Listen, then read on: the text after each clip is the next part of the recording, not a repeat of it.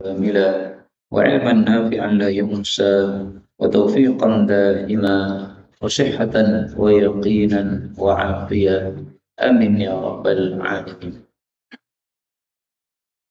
Alhamdulillah kaum muslimin rahimani wa rahimakumullah. Kita lanjutkan pengajian tafsir Al-Quran satu hari satu halaman, dan kita masih membahas juz yang ke-25, yaitu pada halaman 496 surah Ad-Dukhan ayat 1 sampai 18 insyaallah taala. أعوذ بالله السميع العليم من الشيطان الرجيم من همزه ونفخه ونفثه. بسم الله الرحمن الرحيم. حميم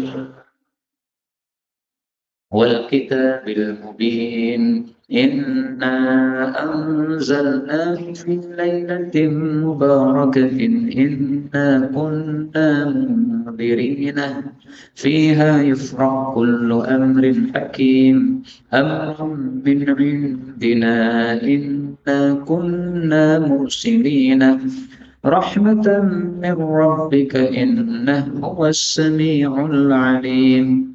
رب السماوات والأرض وما بينهما إن كنتم موقنين لا إله إلا هو يحيي ويميت ربكم ورب آبائكم الأولين بل هم في شك يلعبون فارتقب يوم تأتي السماء بدخان مبين يغشى الناس هذا عذاب أليم ربنا اكشف عنا العذاب فإنا مؤمنون أنى لهم الذكر وقد جاءهم رسول مبين ثم تولوا عنه وقالوا معلم مجنون إنا كاشف العذاب قليلا إنكم عائدون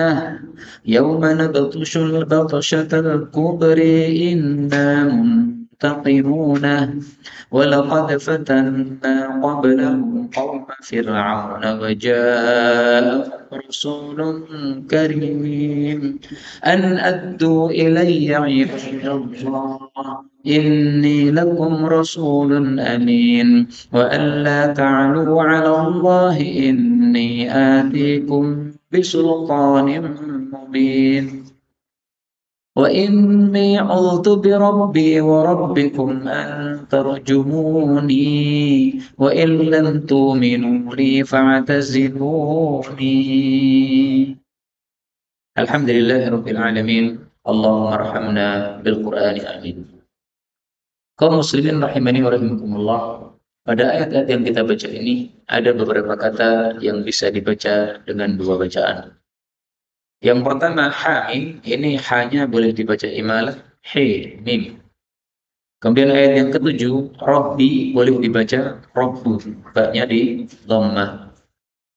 Kemudian pada ayat 16 nabtishu, ta-nya boleh di dhammah menjadi nabtushu.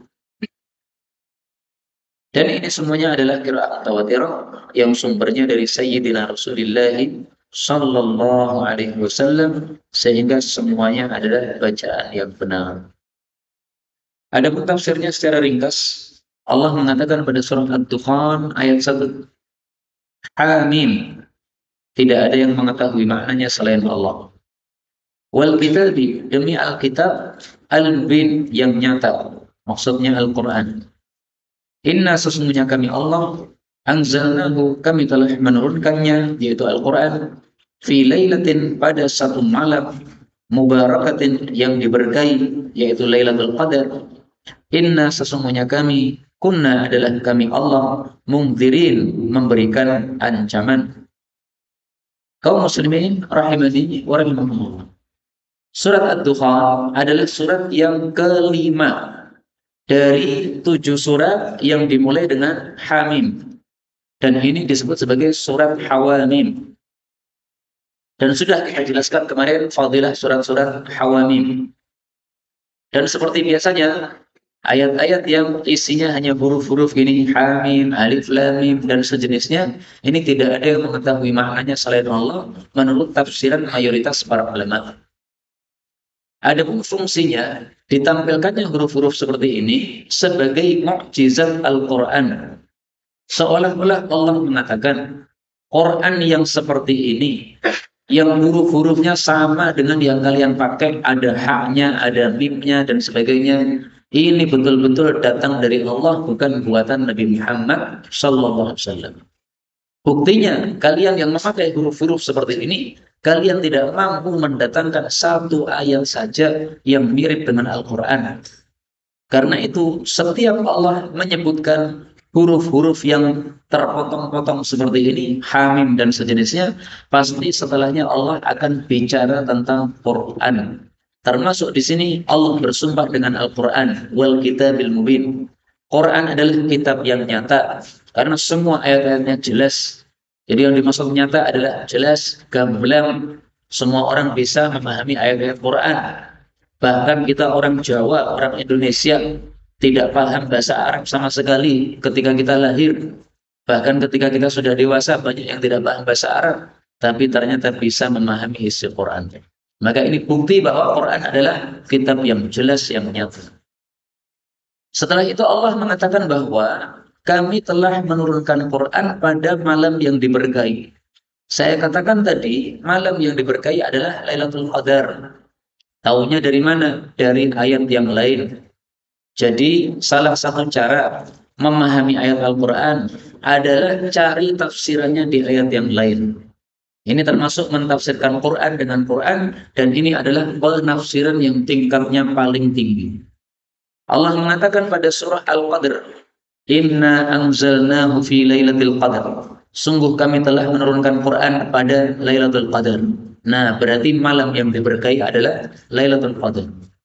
Lailatul Qadar terjadinya di bulan Ramadan. Tahunya dari mana? Pada ayat yang lain. Syahrul Ramadan alladzi unzila fihi al-Qur'an. Bulan Ramadan yang telah diturunkan padanya Al-Qur'an. Ini surat Al-Baqarah ayat 185. Maka yang dimaksud kami menurunkan anzalnahu ini adalah diturunkan dari sumber pertama, Lauhul Mahfuz, yang ada di langit paling tinggi sana. Diturunkan menuju ke Baitul Izzah yang ada di langit dunia, langit pertama. Baitul Izzah itu adalah Ka'bah untuk langit pertama. Jadi setiap langit itu ada Ka'bahnya. Demikian juga bumi ada Ka'bahnya. Dari Ka'bahnya bumi, kalau kita naik lurus tanpa belok-belok, maka kita akan ketemu Ka'bah langit pertama yang namanya Baitul Izzah.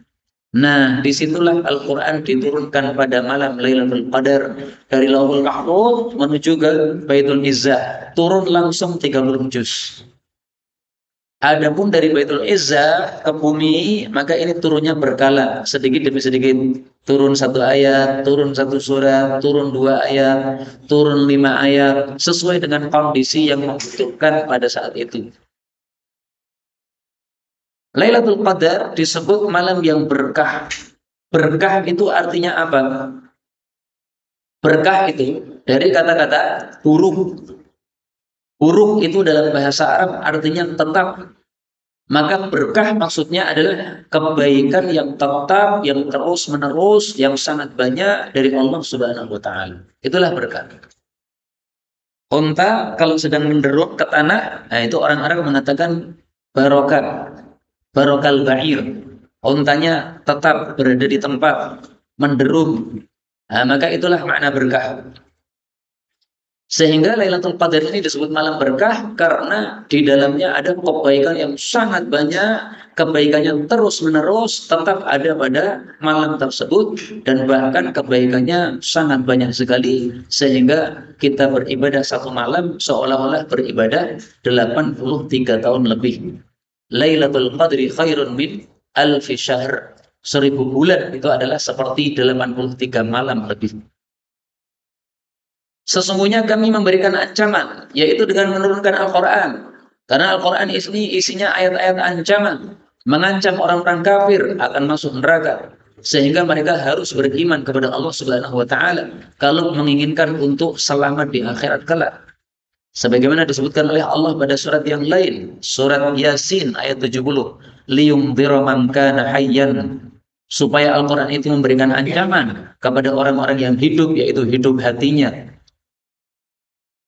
Ayat keempat, fiha, di dalam Lailatul Qadar, yufraqu, ditetapkan atau diperinci, kullu amrin, setiap perkara, hakimin, yang dikokohkan oleh Allah Subhanahu wa taala. Yang dimaksud yufraqu, diperinci atau ditetapkan, itu maksudnya adalah ditetapkan secara terperinci takdir-takdir untuk 1 tahun ke depan. Jadi setiap perkara yang ditetapkan oleh Allah pada tahun ini sudah ditetapkan oleh Allah pada Lailatul Qadar kemarin, Ramadan kemarin, untuk 1 tahun ke depan. Nah, Ramadan besok ada Lailatul Qadar. Allah perinci lagi ketetapan sampai 1 tahun ke depan. Contohnya ketetapan apa? Ketetapan orang mati, ketetapan ada orang lahir, ketetapan ada penyakit menimpa seseorang, dan sebagainya. Secara terperinci dalam 1 tahun. Itu ditetapkan pada Lailatul Qadar. Karena itu marilah pada bulan Ramadan kita perbanyak doa kepada Allah Subhanahu wa taala.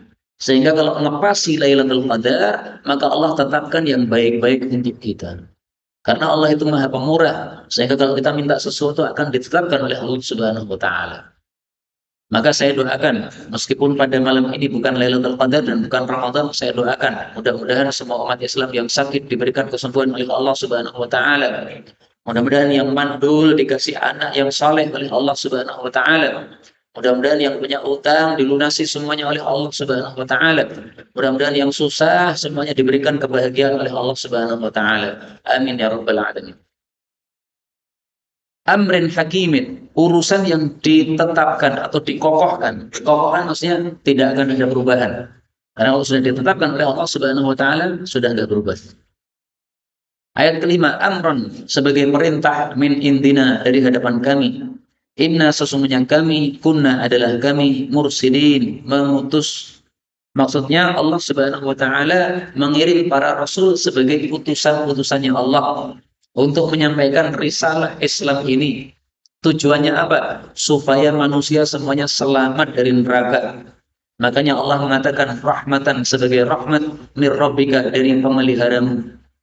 Jadi Allah mengirim rasul itu karena Allah rahmat kepada manusia. Karena manusia kalau tidak dikirimi Rasul nggak akan paham apa yang harus dilakukan di dunia ini. Allah turunkan Quran, turunkan kitab-kitab suci itu supaya manusia paham apa yang harus dilakukan di atas muka bumi ini. Sehingga ini bentuk rahmat Allah Subhanahu wa taala kepada kita. Sebagaimana kata Allah dalam ayat yang lain, "Wa ma arsalnaka illa rahmatan lil alamin." Surat Anbiya ayat 107. Tidaklah kami mengutus kamu wahai Nabi kecuali karena rahmat untuk seluruh alam. Allah mengatakan innahu, sesungguhnya dia Allah, huwas sami, dialah maha mendengar, al-alim, maha mengetahui. Jadi Allah mendengar semua ucapan kita, Allah mengetahui semua gerak-gerik kita, bahkan apa yang kita simpan dalam hati diketahui oleh Allah Subhanahu wa taala. Karena Allah adalah Rabbus samawati, pemelihara langit-langit, wal ardi, dan bumi, wa ma bainahuma, dan apa saja yang ada di antara keduanya. In kuntum muqinin, jika kalian itu orang-orang yang yakin. Kaum muslimin rahimani wa rahimakumullah, kata-kata Rabb itu sering diartikan pemelihara. Tapi sebenarnya kata-kata Rabb ini mencakup pencipta, pemelihara atau yang mengatur, dan juga yang memberikan hukum atau yang berkuasa. Itu semuanya Allah Subhanahu wa taala. Maka pencipta langit adalah Allah. Apakah setelah diciptakan kemudian ditelantarkan? Tidak. Allah memelihara, Allah mengatur. Demikian juga bumi juga begitu. Allah yang menciptakan, kemudian Allah yang memelihara, yang mengatur. Dan Allah yang berhak memberikan hukum. Sehingga di atas muka bumi kita tidak boleh semau-gue. Tapi hendaklah kita ikut hukum yang ditetapkan oleh Allah Subhanahu wa taala. Maling dipotong tangan, itu aturan langsung dari Allah, harus diterapkan di bumi ini. Kalau tidak, maka berarti kita sudah melanggar aturan Allah Subhanahu wa taala yang merupakan penguasa untuk bumi. Allah mengatakan la ilaha, tidak ada Tuhan yang berhak disembah illa huwa, kecuali Dia Allah. Yuhyi, Dia menghidupkan, wa yumitu, dan Dia mematikan. Rabbukum, Dia pemelihara kalian, wa rabbu abaikum, dan pemelihara nenek moyang kalian, al-awwalin, yang dulu-dulu. Allah sudah menjelaskan sejelas ini bagaimana sikapnya orang-orang kafir. Apakah mereka menerima penjelasan yang jelas ini, ataukah mereka tetap ragu-ragu dan kafir? Allah katakan pada ayat ke-9, bal, bahkan hum, mereka orang-orang kafir, fi syakkin, di dalam keraguan-raguan, yal'abun, mereka masih bermain-main. Jadi maksudnya Allah sudah menjelaskan sejelas-jelasnya seperti ini, ayat-ayat yang kita baca ini sangat jelas, tapi meskipun sejelas itu, mereka orang-orang kafir masih ragu saja.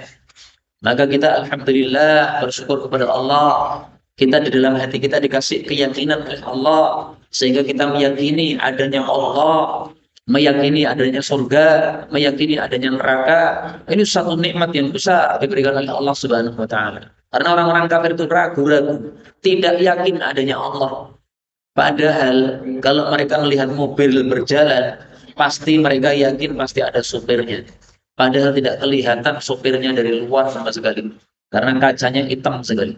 Tapi mereka yakin, seyakin-yakinnya, itu pasti ada supir. Nah, mobil yang kecil aja berjalan, mereka yakin ada supir. Ini alam semesta berjalan sangat indah. Kalau tidak yakin adanya pencipta, ini sungguh aneh, bin nyata seperti ini orang-orang kafir. Maka Allah katakan yal'abun, mereka bermain-main. Jadi orang kafir itu apapun yang mereka lakukan dianggap oleh Allah cuma main-main. Mereka ibadah di gereja, Allah menganggap itu cuma main-main, nggak sungguh-sungguh. Yang sungguh-sungguh hanyalah siapa? Umat Islam. Kita melakukan ibadah salat berjamaah, ini namanya bukan main-main, tapi sungguh-sungguh ibadah kepada Allah Subhanahu wa taala, mencari ridha Allah Subhanahu wa taala. Allah mengatakan fartaqib, maka tunggulah yauma, hari, ta'tis sama, yang langit itu akan datang bidukhanim mubin, dengan asap yang nyata. Kaum muslimin rahimani wa rahimakumullah, maksudnya Allah mengancam nanti Allah akan turunkan siksa, yaitu akan datang asap yang sangat nyata. Itulah tanda turunnya siksa dari Allah Subhanahu wa taala. Apakah ini sudah terjadi? Ada dua tafsiran. Menurut Ibnu Mas'ud, dukhan, asap ini sudah terjadi. Menurut Ibnu Abbas, asap ini belum terjadi. Asap ini nanti akan muncul menjelang hari kiamat. Dua tafsiran ini sama-sama tafsiran sahabat Nabi SAW. Ibnu Mas'ud, sahabat Nabi yang lebih tua. Ibnu Abbas, sahabat Nabi lebih muda. Ibnu Mas'ud ahli tafsir Al-Quran. Ibnu Abbas juga ahli tafsir Al-Quran. Ibnu Mas'ud mengatakan, sahabat-sahabat Nabi sudah tahu bahwasanya saya ini termasuk yang paling paham Quran. Kalau ada orang yang lebih paham Quran daripada saya akan datang kepada dia untuk ngaji sama dia, kata Ibnu Mas'ud. Ini bukan sombong, tapi untuk menunjukkan kelebihan dia yang diberikan oleh Allah Subhanahu wa taala. Wa amma bi ni'mati rabbika fahadits. Tapi Ibnu Abbas lebih terkenal sebagai ahli tafsir daripada Ibnu Mas'ud. Karena Ibnu Abbas pernah didoakan oleh Rasul sallallahu alaihi wasallam, Allahumma faqihhu fid din wa 'allimhu ta'wil. Ya Allah, pahamkanlah dia dalam agama, ajarkanlah dia tafsir Quran. Sehingga Ibnu Abbas lebih populer daripada Ibnu Mas'ud. Nah, termasuk saya mengikuti pendapat Ibnu Abbas di sini bahwasanya tufan asap ini belum datang. Ini ancaman Allah yang akan datang menjelang hari kiamat. Dalilnya apa? Dalilnya hadis yang diriwayatkan oleh Al-Imam Muslim. Rasulullah sallallahu alaihi wasallam bersabda, "Badiru bil a'mali sittan." Bersegeralah kalian beramal sebelum datangnya 7 perkara. Apa saja? Pertama, munculnya matahari dari barat. Yang kedua, tufan, yaitu asap. Yang ketiga, dabbatul ardi, binatang melata di atas muka bumi yang bisa ngomong kepada manusia. Ad-Dajjal, kemudian Huwaisatu ahadikum wa amrul ammah. Nah, ini yang disebutkan oleh Nabi, ini adalah perkara-perkara yang belum muncul. Matahari muncul dari barat. Apakah sudah muncul? Belum. Tuhan sama, belum muncul. Dabbatul ardi belum ada. Nanti akan muncul dari bumi satu binatang yang sangat besar, yang kemudian dia bisa ngomong kepada manusia dengan bahasa yang dipaham oleh manusia. Dajjal ini juga belum paham. Satu ahadikum ba'amrul ammah. Ini adalah masalah yang lain, termasuk dari tanda-tanda kiamat. Kaum muslimin rahimani wa rahimakumullah. Bagaimana kasusnya asap yang nyata ini? Allah katakan asap itu yaghshan nas, akan menutupi seluruh manusia, menyelimuti seluruh manusia. Hadza adzabun alim. Inilah siksa yang pedih, siksa yang menyakitkan. Jadi asap ini akan menutupi seluruh manusia di atas muka bumi ini semuanya, tak terkecuali. Bukan hanya saja orang Arab, tapi juga orang non-Arab seperti orang Indonesia, semuanya akan tertutupi oleh asap yang nyata ini. Na'udzubillahi min syarri dzalik. Kalau Ibnu Mas'ud mengatakan asap ini sudah pernah terjadi. Kapan itu? Di Makkah. Rasulullah Shallallahu Alaihi Wasallam mendoakan kepada orang-orang kafir supaya dikirimi siksa oleh Allah karena mereka tidak beriman kepada Allah Subhanahu wa taala. Maka Allah kirim pacaklik kepada mereka. Nabi doanya dikabulkan oleh Allah. Allah kirim mereka pacaklik sehingga saking laparnya mereka, saking kelaparannya, maka melihat langit seolah-olah penuh dengan awan. Seperti orang yang kelaparan kemudian mau pingsan, dia berkunang-kunang. Sebenarnya tidak ada asap, tapi seolah-olah melihat asap. Nah, itu hanya dialami oleh orang-orang kafir yang ada di Mekah. Maka kata Ibnu Katsir, kalau itu hanya dialami oleh orang-orang yang ada di Mekah, maka ayatnya tidak mengatakan yaghshan nas, tetapi yaghsha ahla Makkah atau bagaimana? Tapi ketika disebutkan yaghshan nas, menutupi seluruh manusia, ini berarti manusia semua yang ada di bumi kena asap ini. Berarti asap itu belum terjadi, asap itu nanti menjelang hari kiamat. Saat itulah orang-orang mengatakan Rabbana wahai Rabb kami, ikshif anna, singkapkanlah dari kami al-adzab, azab ini. Inna mu'minun, sesungguhnya kami beriman.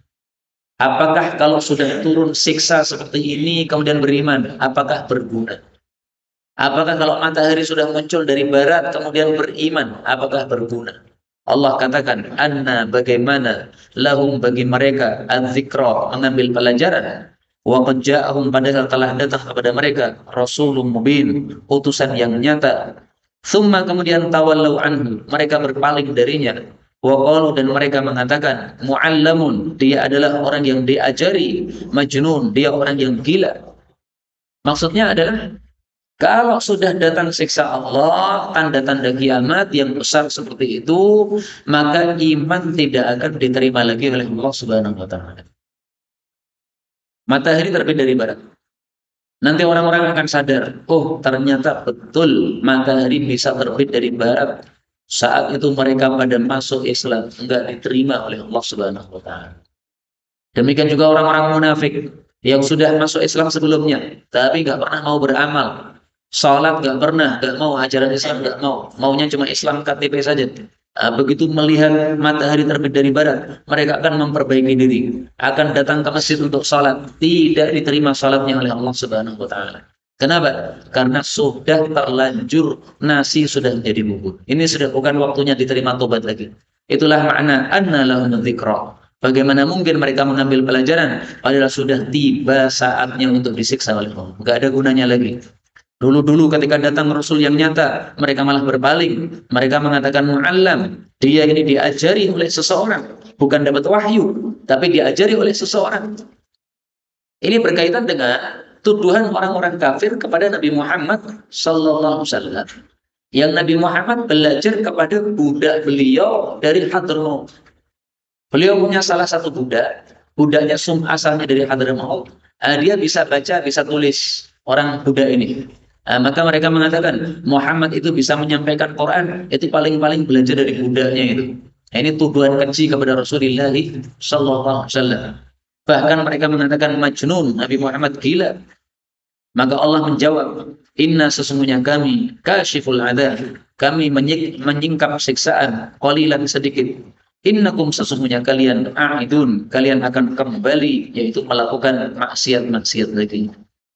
Maksud ayat ini adalah seandainya Siksa itu kami sikap. Jadi siksa sudah datang, asap-asap sudah datang, kemudian Allah sikap seandainya. Apakah mereka akan balik menjadi orang baik? Apakah mereka akan memperbaiki diri? Kata Allah, innakum a'idun. Kalian pasti akan kembali kafir lagi. Kenapa? Karena Allah sudah tahu bagaimana kondisi mereka ya. Mereka itu memang sudah dicetak sebagai ahli neraka.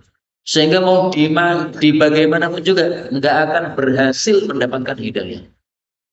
Matahari terbit dari barat, misalnya, dikembalikan oleh Allah dari timur lagi. Apakah mereka akan kembali memperbaiki diri? Tidak. Mereka pasti akan mengatakan, oh ternyata matahari terbit dari timur lagi. Berarti kemarin kita cuma ngimpi saja. Berarti nggak ada itu, kiamat itu nggak ada. Akan kembali seperti itu. Maka makna ayat ini seperti dalam ayat yang lain surat Al-Mu'minun ayat 75 Allah mengatakan walau rahimnahum, seandainya kami rahmati mereka, wa kasyafna ma bihim min dhurrin, kami singkapkan madarat yang menimpa mereka, lalajju fi tughyanihim ya'mahun, niscaya mereka akan berterus-terusan berada dalam kesesatan mereka, dalam pelanggaran batas mereka. Jadi tidak ada gunanya Allah seandainya menyikap siksa tadi, karena mereka pasti akan kembali kafir. Kemudian Allah mengatakan yauma, yaitu pada hari nabtushu, kami menyiksa al-batsyatal kubra, dengan siksaan yang terbesar. Inna, sesungguhnya kami muntakimun, kami akan menghukum. Nabtishu atau nabtushu itu arti asalnya adalah pukulan yang keras. Batosha, memukul dengan keras. Tapi yang dimaksud adalah apa? Siksaan. Sebagaimana kalam Allah dalam ayat yang lain, inna batsya rabbika lasyadid. Sesungguhnya siksaan pemeliharamu adalah sungguh sangat dahsyat. Nah, al-batsyatul kubra ini juga termasuk yang belum terjadi. Kenapa? Karena al-batsyatul kubra itu adalah nama lain dari hari kiamat. Ini tafsiran Ibnu Abbas yang kita pilih. Dalam ayat ini Ibnu Abbas mengatakan, Ibnu Mas'ud menjelaskan al-batsyatul kubra sudah terjadi, yaitu perang Badar, di mana orang-orang kafir dipukul telak oleh Allah dengan pedang-pedang umat Islam, sehingga mereka jumlahnya 1000, tetapi kalah total bersama umat Islam yang jumlahnya hanya 300. Itulah batsyatul kubra menurut Ibnu Mas'ud. Kemudian Ibnu Abbas mengatakan, adapun saya berpendapat al-batsyatul kubra adalah hari kiamat. Nah, kita mengikuti pendapat Ibnu Abbas karena Ibnu Abbas lebih populer dalam soal tafsir daripada Ibnu Mas'ud. Karena Ibnu Abbas didoakan oleh Rasul sallallahu alaihi wasallam, ya Allah ajarilah dia takwil atau tafsir Quran. Berarti al-batsyatul kubra ini belum terjadi, ini adalah nama lain dari hari kiamat. Kemudian Allah mengatakan walaqad, dan sungguh-sungguh, fatanna, kami telah menguji, qablahum, sebelum mereka, kaum Fir'aun, waja'ahum, dan telah datang kepada mereka, Rasulun Karim, seorang utusan yang mulia, yang dimaksud adalah Nabi Musa alaihi salatu wassalam. Kaum muslimin rahimani wa rahimakumullah, sudah sering saya jelaskan, tapi saya jelaskan lagi supaya tidak lupa, bahwa Nabi Musa, mu itu artinya air, sa itu artinya pohon. Maka Musa disebut Musa karena ketika bayi dimasukkan oleh ibunya dalam peti, kemudian peti ini ditemukan di antara air dan pohon. Maka orang-orang ketika mengambil peti kemudian membukanya ada bayi, mereka menyebutnya ini Musa namanya. Ditemukan antara air dan pohon. Itu Nabi Musa alaihissalatu wassalam. Nabi Musa adalah utusan yang mulia, kata Allah. Kemuliaannya apa Nabi Musa? Kemuliaannya dipilih oleh Allah, diajak bicara langsung oleh Allah, sehingga telinganya Nabi Musa mendengar suaranya Allah Subhanahu wa ta'ala. Dalilnya mana? Dalilnya dalam ayat yang lain. Allah mengatakan, wa kallamallahu Musa taklima, surat An-Nisa ayat 164. Dan Allah telah mengajak bicara kepada Nabi Musa dengan sebenar-benar mengajak bicara, artinya betul-betul mendengar Nabi Musa terhadap suaranya Allah Subhanahu wa ta'ala. Allah juga mengatakan pada surat Maryam, innahu, sesungguhnya Nabi Musa, kana mukhlasan, adalah dia orang yang dipilih oleh Allah Subhanahu wa ta'ala. Dipilih untuk apa? untuk diajak bicara langsung oleh Allah Subhanahu wa taala. Dipilih menjadi rasulnya, dipilih menjadi nabinya, dipilih sebagai ulul azmi. Nah, ini keistimewaan Nabi Musa alaihissalatu wassalam. Apa yang dikatakan oleh Nabi Musa? Beliau mengatakan an addu, bahwasanya tunaikanlah ilayya, kepada saya, ibadallah, hamba-hamba Allah. Apa maksudnya? Ada dua tafsiran. Pertama, ada yang menafsirkan tunaikanlah kepada saya, wahai hamba-hamba Allah, yaitu tunaikanlah apa yang menjadi kewajiban kalian. Kewajiban kalian kepada Nabi apa? Mendengarkan penjelasan Nabi. Apalagi mentaati Nabi. Apalagi mengikuti petunjuk yang disampaikan oleh Nabi.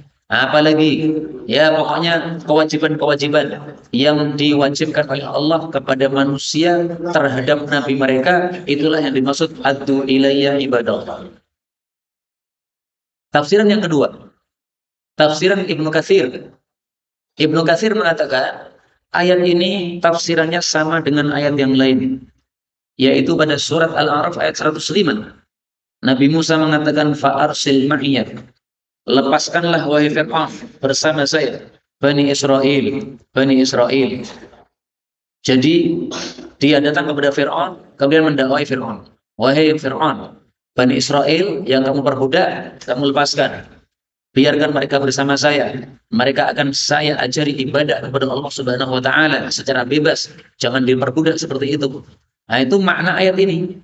Sehingga addu, tunaikanlah, maksudnya lepaskanlah ilayya, kepada saya, ibadallah, hamba-hamba Allah, yaitu Bani Israel. Jangan kamu perbudak Bani Israel, tapi lepaskanlah Bani Israel. Inni lakum, sesungguhnya aku bagi kalian rasulun amin, sebagai utusan yang dipercaya, yaitu dipercaya oleh Allah untuk menyampaikan risalah dakwah itu. Sehingga maksudnya Nabi Musa tidak mungkin akan mengurangi wahyu yang disampaikan oleh Allah. Tidak mungkin Nabi Musa akan menambahi sesuatu yang bukan dari wahyu. Tidak mungkin Nabi Musa akan mengubah wahyunya A kemudian diubah menjadi B, nggak mungkin. Bahkan seandainya Allah mengatakan sego, Nabi Musa akan mengatakan sego, tidak akan mengatakan sekul. Meskipun sego sama sekul sama, tapi Nabi Musa nggak akan mengubah wahyu persis plak sebagaimana yang disampaikan oleh Allah Subhanahu wa taala. Itulah makna Rasulun Amin, utusan yang terpercaya dalam menyampaikan wahyu yang disampaikan oleh Allah Subhanahu wa taala. Dan semua nabi adalah terpercaya. Rasul sallallahu alaihi wasallam bersabda, "Ala ta'manuni, kenapakah kalian tidak percaya kepada saya? Wa ana aminu man fis sama, padahal saya terpercaya, dipercaya oleh zat yang ada di atas langit, yaitu Allah. Ya'tini khabarus sama, berita langit datang kepada saya sabahan wa masaan, pagi dan petang." Inilah kaum muslimin rahimani wa rahimakumullah, ayat-ayat yang dapat kita pelajari pada pertemuan kali ini. Ringkasnya, Nabi Muhammad sallallahu alaihi wasallam diutus oleh Allah untuk menyampaikan risalah yang sama dengan nabi-nabi sebelumnya. Inti risalahnya adalah manusia wajib taat kepada Allah. Kalau tidak taat kepada Allah, akan dikirim siksa oleh Allah Subhanahu wa taala. Kalau mereka tidak percaya adanya siksa dari Allah Subhanahu wa taala, maka mereka disuruh melihat kepada kaum-kaum terdahulu. Contohnya siapa? Nabi Musa bersama kaumnya. Fir'aun sudah dihancurkan oleh Allah gara-gara mengingkari dakwah Nabi Musa alaihissalam. Sama juga Nabi Muhammad membawa dakwah yang sama dengan Nabi Musa. Taat kepada Allah, tauhid kepada Allah. Kalau tidak mau, maka tunggulah siksa yang sudah disebutkan pada ayat-ayat tadi. Adanya dukhan, adanya asap, adanya batshat al-kubra, pukulan yang dahsyat yaitu hari kiamat. Ini semuanya pasti terjadi meskipun sekarang belum ada buktinya. Tapi yakin kita bahwasanya itu akan terjadi, dan kita berdoa kepada Allah. Mudah-mudahan semua kita di akhirat diselamatkan oleh Allah dari siksanya dan dimasukkan ke dalam surganya dengan rahmatnya. Amin ya rabbal alamin. InsyaAllah ayat-ayat berikutnya kita pelajari pada waktu yang lain insyaallah taala. Wallahu a'lam bissawab, walhamdulillahi rabbil alamin.